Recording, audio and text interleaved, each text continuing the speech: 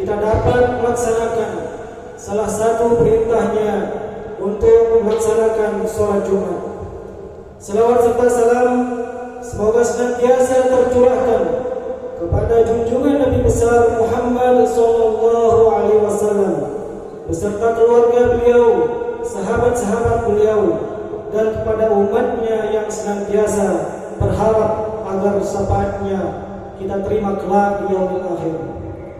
Hadirin jemaah salat Jumat rahimakumullah, tidak henti-hentinya khatib mengingatkan kepada diri khatib pribadi dan kepada jemaah Jumat pada umumnya untuk senantiasa meningkatkan ketakwaan kepada Allah Subhanahu wa taala.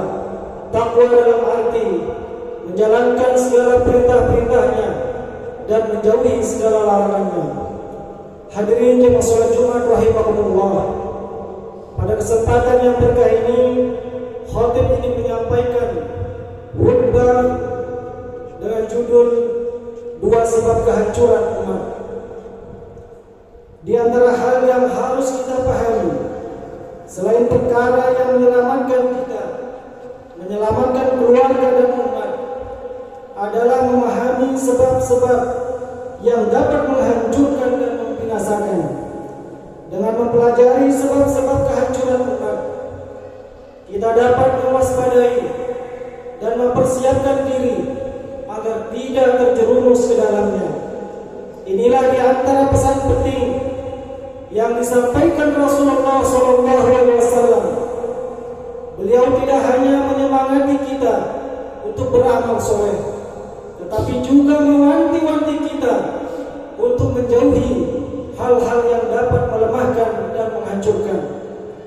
Salah satu pedoman utama dalam hal ini adalah sabda Rasulullah SAW yang diriwayatkan dalam hadis muttafaqun alaih, yang disepakati kesahihannya oleh Imam Bukhari dan Muslim. Dari Abu Hurairah radhiyallahu anhu, ia berkata, sami'tu Rasulullah sallallahu alaihi wasallam yaqul, aku mendengar Rasulullah sallallahu alaihi wasallam bersabda, ma nahaitukum anhu fajtanibuh wa ma amartukum bihi fa'tu minhu mastata'tum fa innama ahlaka alladhina min qablikum kasratu masailihim wa ihtilafuhum ala anbiya'ihim. Apa yang aku larang bagi kalian, maka tinggalkanlah, dan apa yang aku perintahkan kepada kalian, maka kerjakanlah semampu kalian. Sesungguhnya yang membinasakan umat sebelum kalian adalah karena banyak bertanya dan berselisih terhadap nabi-nabi mereka. Hadis riwayat Bukhari dan Muslim. Hadirin rahimakumullah, pada hadis tersebut kita menemukan ungkapan singkat namun padat makna yang menjelaskan pilar keselamatan dan sebab kehancuran suatu umat. Pilar pertama, ketaatan yang utuh pada perintah dan larangan. Allah Subhanahu wa taala berfirman dalam Al-Qur'an, ya ayyuhallazina amanu atii'ullaha wa atii'ur rasul wa la tubtilu a'malakum. Wahai orang-orang yang beriman, taatilah Allah dan taatilah Rasul, yakni Muhammad SAW, dan janganlah kamu merusakkan segala amalmu. Quran Surat Muhammad ayat 33. Ayat ini menegaskan bahwa ketaatan mutlak kepada Allah dan Rasulnya adalah jalan keselamatan. Tidak ada kompromi. Sebaliknya, mendebat, menolak atau menyelisihi ajaran Rasul adalah pintu kehancuran. Perlu kita ketahui bersama, kekalahan kaum muslimin dalam perang Uhud adalah bukti nyata dari pelanggaran tidak taatnya para sahabat kepada perintah Rasulullah SAW. Kekalahan itu terjadi bukan karena lemahnya strategi, tetapi karena sebagian pasukan melanggar instruksi langsung Rasulullah SAW untuk tidak meninggalkan posisi mereka. Inilah bukti bahwa Rasul atau menyelisih perintah Rasul menghancurkan kemenangan yang telah di depan mata. Rasulullah SAW menjamin kesungguhan dalam mentaatinya adalah jalan menuju surga. Dari Anas bin Malik radhiyallahu anhu, Rasulullah SAW bersabda, "Man ahya sunnati faqad ahabbani, wa man ahabbani kana ma'ya fil jannati."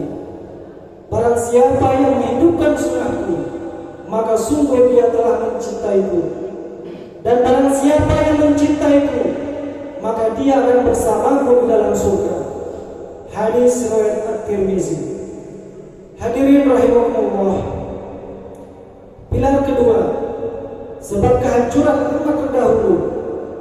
Hadis Abu Hurairah di atas dengan tegas menyebutkan dua penyebab kehancuran suatu umat, yakni banyak bertanya dan banyak berselisih terhadap nabi-nabi mereka. Penyebab pertama, banyak bertanya. Yang dimaksud bukanlah bertanya untuk belajar dan memahami agama. Allah justru memerintahkan hal itu di dalam firman-Nya.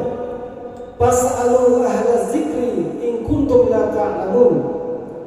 Maka bertanyalah kepada orang yang mempunyai pengetahuan jika kamu tidak mengetahui.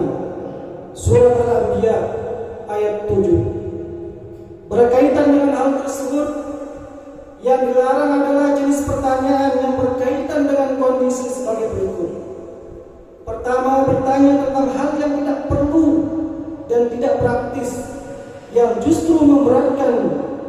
Ini berdasarkan sebab munculnya hadis tersebut, di mana seorang sahabat terus-menerus bertanya, apakah haji wajib setiap tahunnya Rasulullah? Hingga Rasulullah menjawab, seandainya kukatakan ya, niscaya akan menjadi wajib dan kalian tidak akan mampu melaksanakannya. Kemudian yang kedua, bertanya untuk mencari-cari keringanan, yaitu mendatangi banyak ulama hanya untuk mencari pembenaran atau hawa nafsunya, bukan mencari kebenaran. Kemudian yang ketiga adalah bertanya tentang hal-hal gaib yang telah Allah sembunyikan, seperti detail waktu hari kiamat. Allah Subhanahu wa taala berfirman, "Yas'alunaka 'anis sa'ati ayyana mursaha.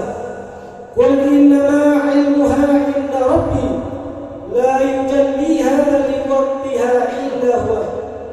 Mereka menanyakan kepadamu wahai Muhammad tentang kiamat, kapan terjadinya? Katakanlah, sesungguhnya pengetahuan tentang kiamat itu ada pada Tuhanku. Tidak ada seorang pun yang dapat menjelaskan kapan waktu terjadinya. Quran Surat Al-A'raf ayat 187. Kemudian yang keempat adalah bertanya untuk menguji, bertanya untuk menghina atau berdebat tanpa ilmu, sebagaimana yang dilakukan sebagian orang kepada Nabi. Hadirin jamaah salat Jumat rahimakumullah. Penyebab kehancuran umat yang kedua, yakni berselisih terhadap Nabi. Faktor ini adalah puncak dari kedurhakaan. Bentuknya adalah menentang, mendebat, meragukan, dan tidak taat kepada ajaran yang dibawa oleh para nabi. Allah telah mengingatkan akibat dari perbuatan ini. Falyahzaril ladzina yukhallifuna an amrihi an tusibahum fitnatu aw yusibahum azabun alim. Maka katakanlah, hendaklah orang-orang yang menyalahi perintah Rasulnya takut akan mendapatkan cobaan atau ditimpa azab yang sangat pedih. Surat An-Nur ayat 63. Perselisihan dan pembangkangan inilah yang menghancurkan Bani Israel dan umat-umat sebelum kita. Mereka menjadikan nabi-nabi sebagai lawan debat, bukan sebagai panutan yang ditaati. Masyaallah muslimin rahimakumullah. Apa yang kami sampaikan di dalam khutbah Jumat ini, marilah kita mengambil pelajaran dari hadis yang agung ini.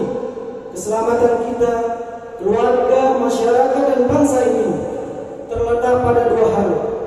Pertama, komitmen untuk melaksanakan perintah agama semampu kita dan sungguh-sungguh menjauhi larangannya. Kemudian yang kedua, menjauhi diri dari perbuatan dari dua penyakit umat yang bertanya, yang tidak perlu, dan suka berselisih yang berujung pada pembangkangan terhadap ajaran agama. Semoga Allah Subhanahu wa Ta'ala senantiasa menyelamatkan kita dari segala bentuk kehancuran dan kebinasaan. Semoga kita menjadi hamba-hambanya yang istiqomah di atas jalan ketaatan, sehingga meraih kebahagiaan dunia dan akhirat, serta kelak dapat berkumpul bersama Nabi Muhammad SAW di surganya. Amin ya rabbal alamin.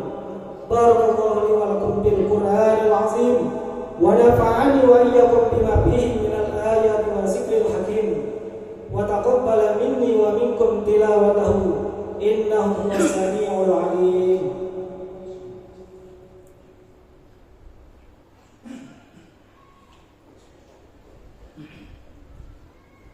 Alhamdulillahillazi arsala rasulahu bil huda wa dinil haqq liyuzhirahu 'ala ad-din kullihi walau karihal kafirun. Asyhadu an la ilaha illallah wa asyhadu anna Muhammadan 'abduhu wa rasuluh. Wassalatu wassalamu 'ala nabiyyina Muhammadin sallallahu alaihi wasallam wa 'ala alihi wa sahbihi wa man tabi'ahum bi ihsan ila yaumiddin. Qala Allah ta'ala: Ya ayyuhalladzina amanu taqullaha haqqa tuqatih wa la tamutunna illa wa antum muslimun. Innallaha wa malaikatahu yusalluna 'alan nabiy. Ya ayyuhalladzina amanu sallu 'alaihi wa sallimu taslima. Allahumma shalli 'ala Muhammad wa 'ala ali Muhammad kama shallaita 'ala Ibrahim wa 'ala ali Ibrahim innaka Hamidum Majid. Allahumma barik 'ala Muhammad wa 'ala ali Muhammad kama barakta 'ala Ibrahim wa 'ala ali Ibrahim innaka Hamidum Majid. Allahumma ighfir lil muslimina wal muslimat wal mu'minina wal mu'minat al ahya'i minhum wal amwat innaka sami'un qaribun mujibud da'wat wa ya qadiyal hajat. Rabbana la tuzigh qulubana ba'da idh hadaytana wa hab lana min ladunka rahmah innaka antal wahhab. Rabbana atina fid dunya hasanah wa fil akhirati hasanah wa qina azaban nar. Walhamdulillahi rabbil alamin. Ibadallah, innallaha ya'murukum bil 'adli wal ihsan wa ita'i dzil qurba wa yanha 'anil fahsya'i wal munkari wal baghi ya'izukum la'allakum tadhakkarun. Fadhkurullaha al-'azima yadhkurkum was'aluhu min fadlihi yu'tikum wa la dzikrullahi akbar. Wa aqimus salam.